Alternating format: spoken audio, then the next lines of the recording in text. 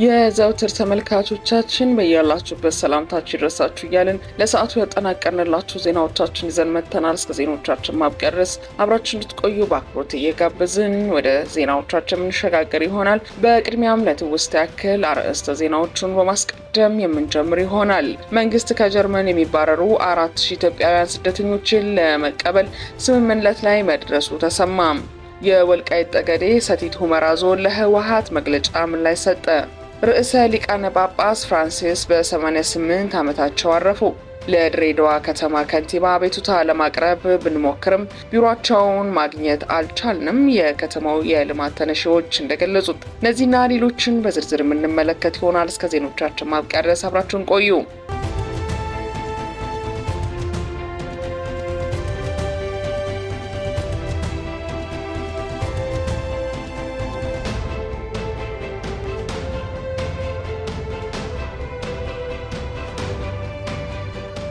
ዘመቻ አንድነት ወሎ ቤተ አማራ ግንባር አማራ ፋኖ በወሎ ቤተ አማራ ንጉስ ሚካኤል ኮር መብረቅ ክፍለ ጦር ትላንት ሚያዝያ 12 2017 ዓ.ም ምሽት ቦርቦር ከተባለ ቦታ ታፍኖ የነበረውን የአብይ አህመድ አራዊት ሰራዊት ምሽግ ድረስ ከበባ በማስገባት አይቀጡ ቅጣት ቀጥቶ በርካታውን በመደምሰስ ገሚሱን ቁስለኛ አድርጎ ታላቅ ድል ተጎናጽፏል። መብረቆቹ ከላይ በያጌና ሸመኔ ከታች ጊንዶ ጎራንዳ በመቁረጥ ለሶስት ተከታታይ ቀናት ሲያደቁት ውለው ካደሩ በኋላ ግራውጪን ብሎ በታፈነበት ቦታ የሞቱበትን በርካታ አስክሬን በወጉ ሳይቀብር ለአራዊት ጥሎ ቁስለኛውን ጭኖ እግሬውጪን ብሎ የወጣ ሲሆን ከትላንት ምሽት እስካሁን ባለው ኦፕሬሽንና ተጋድሎ በጠላት ላይ የደረሰ ጉዳት ያጌ ተብሎ የሚጠራው ቦታ የቀበራቸው 6 ቦርቦር ተብሎ ከሚጠራው ቦታ የቀበራቸው 9 ወግዲ ሆስፒታል ገብተው የሞቱና ለሚበር ከሚባለው ቦታ የተቀበሩ 7 በድምሩ 22 ዙፋን ጠባቂ ሰራዊት የተደመሰሰና 9 አምቡላንስ ከባድና ቀላል ቁስለኛ ጭኖ ወጥቷል። በተጨማሪም ጠላት ከቱሉ አውሊያ ተጨማሪ ኃይል ይዞ ለመግባት እየሞከረ ይገኛል።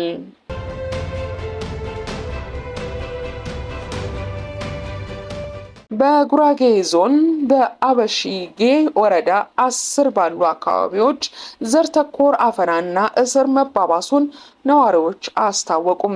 በጉራጌ ዞን በአበሺጌ ወረዳ 10 ባሉ ዳርጌና ዋልጋ አካባቢ ባሉ የአማራ ተወላጆች ላይ የጅምላ እስርና አፈና በመንግስት የጸጥታ ኃይሎች እየተፈጸመ መሆኑን ነዋሪዎች አስታውቀዋል። በአካባቢው ታጥቀው የሚንቀሳቀሱ ታጣቂዎች ትረዳላችሁ በሚል ምክንያት በሰላማዊ መንገድ አርሰን የምንበላ ንጹሃን እየተደበደብን ለእስርና እንግልት እንዲሁም ለመሰደድ እየተዳረግን ነው ብለዋል ነዋሪዎቹ። እኛ ሰላም የምንፈልግ ሰርቶ አዳሪዎች ነን ያሉት ጥቃት እየደረሰባቸው ያሉ ዜጎች መንግስት ወንጀለኞችን በመለየት እርምጃ እንዲወስድ ጠይቀዋል። በተጨማሪም የመንግስት ጸጥታ ኃይሎች እየወሰዱት ያለውን ዘር ተኮር እስርና ማሳደድ እንዲቆሙ የሚመለከታቸው የዞንም ይሁን የፌዴራል መንግስት እጁ እንዲያስገባ ጠይቀዋል። የታሰሩ ዜጎች አስቸኳይ ማጣራት ተደርጎ እንዲለቀቁ አሳስበዋል።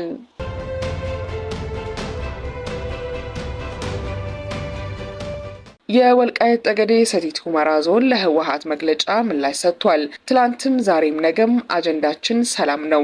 ህወሓት ሚያዝያ 10 2017 ዓ.ም የወልቃይት ጠገዴ ሰቲት ሁመራ ዞንን የተመለከተ መግለጫ ማውጣቱ ለመረዳት ችለናል።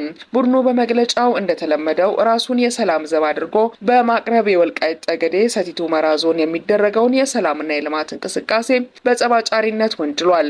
ከህወሓት ጥንተ ፈጥሮ አንጻር የወጣ መግለጫና የመግለጫው ይዘት የሚያስገርም ባይሆንም አንዱ ወገን የፈለገውን ተናግሮ ሌላው ጉዳዩን በዝምታ ማለፍ የዚያኛውን ወገን መሰረተ ቢስ ውንጀላ የእውነተኝነት ገጽታ ስለሚያላብሰው ይህን አጭር ማስታወሻ ለማቅረብ ተገደናል።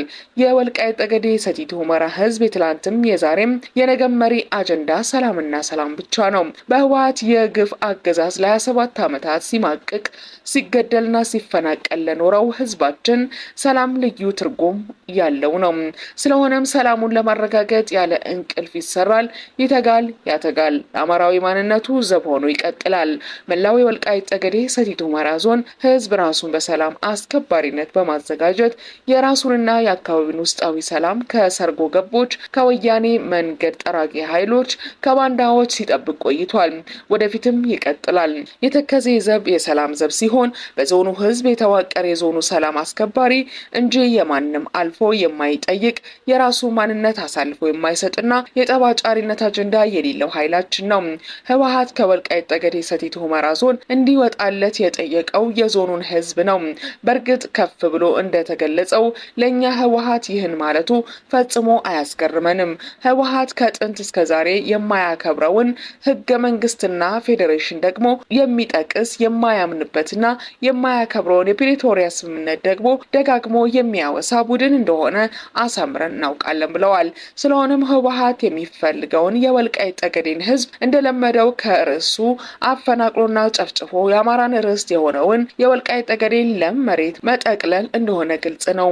ቡድኑ አካባቢውን በጉልበት በወረረበት ዘመን ያደረሳቸው ግፎችና በደሎችም ሆነ በጎረቤት ሀገር ያሉ ተዋጊዎቹ በወልቃይት ጠገዴ አማራዎች ላይ ያደረሱት ያለው ማሳደድና መጨፍጨፍ የቡድኑ ፍላጎት ቋሚ ዓላማ በማያሻማ መልኩ ፍንትው አድርገው የሚያረጋግጡ ናቸው። በመሆኑም ከመግለጫው ለመረዳት እንደሚቻለው ወያኔ አጭበርባሪና ቆማርተኛ ቡድን መሆኑን ፀሐይ የሞቀው ህዝብ ያወቀው ነውና አዲሳችን አይደለም። የወልቃይት ጠገዴ ህዝብ ዛሬም እንደ ትላንቱ ህግንና ህገ መንግስትን መሰረት አድርጎ ሰላሙና ነጻነቱን አስጠብቆ ለመኖር ይሰራል። ለሀገር ዳር ድንበር በጎ ጠረፍ ጠባቂ ሆኖ ይቀጥላል። የፕሪቶሪያው ስምምነት በተሟላ ሁኔታ ተግባራዊ እንዲሆን ያለንን ቁርጠኝነት ከመጀመሪያው ጊዜ ጀምሮ ስንገልጽ ቆይተናል። የስምምነቱ በተሟላ ሁኔታ ተፈጻሚ መሆን ለዞናችን ህዝብ ብቻ ሳይሆን ለመላው ኢትዮጵያውያን ዘላቂ ሰላም በጣም አስፈላጊ መሆኑንም እንገነዘባለን ብለዋል። በአማራ ብሔራዊ ክልላዊ መንግስት የወልቃይት ጠገዴ ሰቲት ሁመራ ዞን ሁመራ ከተማ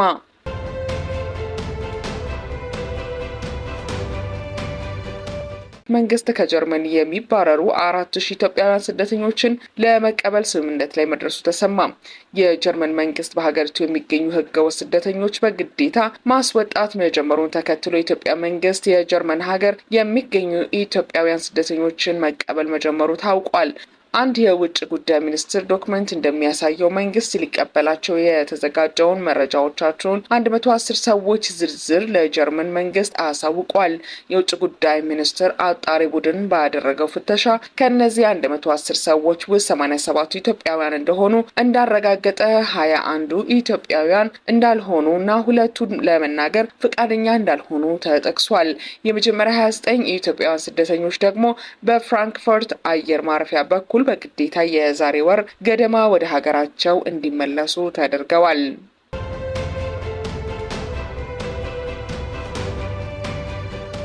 ለድሬዳዋ ከንቲባ አቤቱታ ለማቅረብ ብንሞክርም ቢሮአቸው ማግኘት አልቻለም።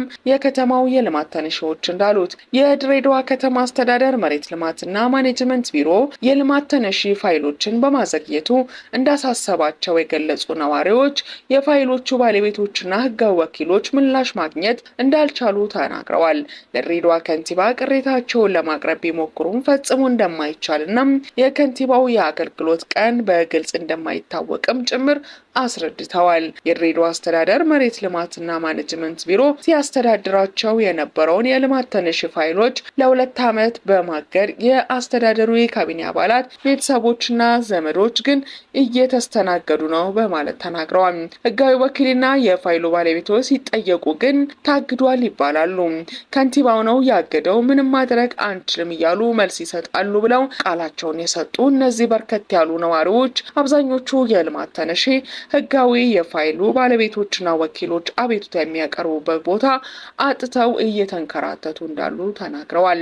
ለድሬዳዋ ከተማ አስተዳደር ከንቲባ አቶ ከድር ጁሃር አቤቱታ ለማቅረብ ብንሞክርም በተደጋጋሚ ፈጽሞ ማግኘት እንደማይቻልና በግልጽ የተቀመጠ የአገልግሎት ቀን ከንቲባው እንደሌለው ተነግሯል ብለው ለሚዲያ የተናገሩ ነዋሪዎች ከንቲባው በአጋጣሚ ቢሮ ቢገኙና ለማናገር ቢሞክሩ እንኳን የድሬዳዋ ከተማ አድማ በታኝ ፖሊሶች ተገልጋዮችን እየደበደበ እንደሚመልሱ ጠቁመዋል። ከንቲባውን ሊያገኙ የሚችሉ ሰዎች ጥቂት ባለሀብቶችና የገጽታ ግንባታ ላይ ያሉ የሶሻል ሚዲያና የሚዲያ ሰዎች ብቻ ናቸው ብለዋል። በርካታ መፈታት ያለባቸው ጉዳዮች እንዳሉ የሚጠቅሱት ነዋሪዎቹ የልማት ተነሺዎች የምትክ መሬት ጉዳይ አስቸኳይ መፍትሄ እንደሚፈልግ እንዲሁም በአጠቃላይ ድሬዳዋ ህብረተሰብ የተለያዩ ቅሬታውን ማቅረብ ስላልቻለ የከንቲባው አገልግሎት ቀን በግልጽ ማወቅ እንፈልጋለን በማለት ተናግረዋል።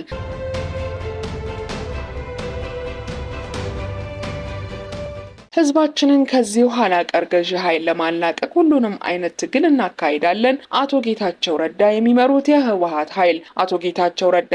የህወሓት ኃይል ሌሎችን ያገለለና አቃፊ ያልሆነ ካቢኔ ተቋቁሟል በሚል ተቃውሞውን ገለጸም።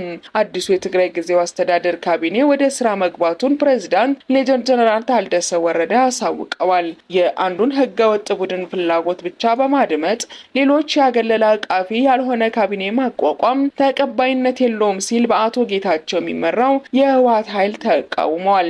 አዲሱ ካቢኔ በአስቸኳይ እንዲስተካከልም ጠይቋል። በይፋ ባሰራጨው መግለጫ ባለፈው ጊዜያዊ አስተዳደር ላይ ወታደራዊ መፈንቅለ ስልጣን ተካሂዷል የሚል አገላለጽ ተጠቅሟል። በትግራይ ወታደራዊ መፈንቅለ መንግስት በማካሄድ ስልጣን ከተያዘ 40 ቀናት ተቆጥረዋል ያለው ይህው የህወሓት ኃይል የአቶ ጌታቸው አስተዳደር ህገወጥ ተግባሩ ተጋግሎ ወደ ተባባሰ ግጭት እንዳያመራ ስልጣን ጭምር ለሰላም ሲል አሳልፎ ሰጥቷል በማለት ገልጿል። አዲሱ ፕሬዝዳንት ሌተናንት ጀነራል ታደሰ ወረደ በፌዴራል መንግስትና በዓለም አቀፍ ተቋማት ወኪሎች ፊት የፈረሙት ሰነድ ሳይውል ሳያድር በመጣስ ወደ አንድ ወገን ያደላ ካቢኔ አቋቁመዋል በማለትም ተችቷል። በተግባር ያልተደገፈ ሰው ሲል የገለጸው አሸናፊና ተሸናፊ የለም የሚል ተደጋጋሚ ንግግራቸውን አብጠልጥሎታል። የተጀመረው ለውጥ የሚያስቀጥል እንጂ ወደ ኋላ የሚመልስ አካሄድ ተቀባይነት እንደሌለው ገልጾ የተቋቋመው ካቢኔ በአስቸኳይ እንዲስተካከልና አቃፊ እንዲሆን ጥሪ አቅርቧል። ይህ ሳይሆን ከቀረ ግን ህዝቡን ኋላ ቀር ገዢ ካለው ኃይል ለማላቀቅ ሁሉም አይነት ትግል እንደሚያካሂድ አስጠንቅቋል። ይህንን አቋሙንም የፌዴራል መንግስትና የዓለም አቀፍ ማህበረሰብ በግልጽ ይወቅልኝ ብሏል። የአዲሱ ጊዜያዊ አስተዳደር ፕሬዝዳንት ሌተናንት ጀነራል ታደሰ ወረደ አዲሱ ካቢኔያቸው ወደ ስራ መግባቱ ይፋ ባደረጉበት ወቅት ለቀድሞ ፕሬዝዳንት አቶ ጌታቸው ረዳና በኃላፊነት ለሌሉ ሌሎች የካቢኔ አባላት ምስጋናና እውቅና ለመስጠት ያለመ ስነ ስርዓት ይካሄዳል ብለው ነበር።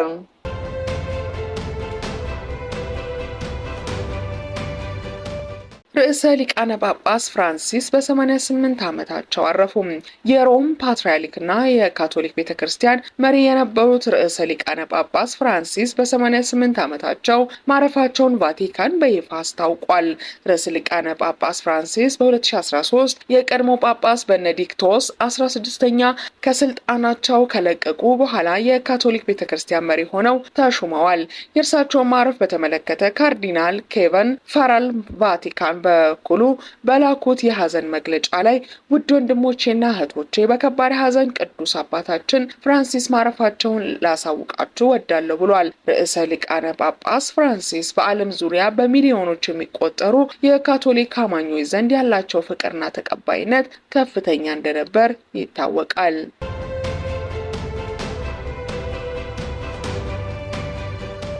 አልሸባብ ወደ ሞቃዲሾ እየገሰገሰ ነው ተባለ። በአልሸባብና በሶማሊያ ጦር መካከል ያለው ውጊያ እየተባባሰ መምጣቱ ተዘግቧል። ታጣቂዎቹ ወደ ዋና ከተማ ሞቃዲሾ እየገሰገሱ መሆናቸውን ከፍተኛ ስጋት ፈጥሯል። ዛሬ ብቻ ከሞቃዲሾ በ10 ኪሎ ሜትር ርቀት ላይ ከፍተኛ ውጊያ እየተካሄደ መሆኑን ሶማሌ ጋርዲያን ዘግቧል። የአፍሪካ ህብረት ተልዕኮ አሚሶም ኃይሎች የአልሸባብን ግስጋሴ ለማስቆም ያደረጉት ጥረት ሳይሳካ ቀርቷል። በርካታ ወታደራዊ ባለሙያዎችና የፖለቲካ ተንታኞች የአሁኑን የአልሸባብ ግስጋሴ እንደ አውሮፓውያን አቆጣጠር በ2021 በታሊባን የተደረገውን ግስጋሴ ጋር በማነጻጸር የሶማሊያ መንግስት በቅርቡ በአልሸባብ ሊወድቅ እንደሚችል ያላቸውን ስጋት እየገለጹ ይገኛሉ። የኢትዮጵያና የአሜሪካ አየር ኃይሎች የአልሸባብን ግስጋሴ ለመክታት ተደጋጋሚ የአየር ድብደባ ቢፈጽሙም እስካሁን ውጤት አላመጡም። አልሸባብ ሞቃዲሾን የሚቆጣጠር ከሆነ ሶማሊያ ወደ አዲስ አዲስና አስከፊ ታሪክ ውስጥ እንደምትገባ በርካታ ትንታኔዎች እየሰጡ ነው። ይህ ሁኔታ በአካባቢውም ሆነ በዓለም አቀፍ ደረጃ ከፍተኛ ትኩረት የሚሻ ጉዳይ እንደሆነ ታምኗል።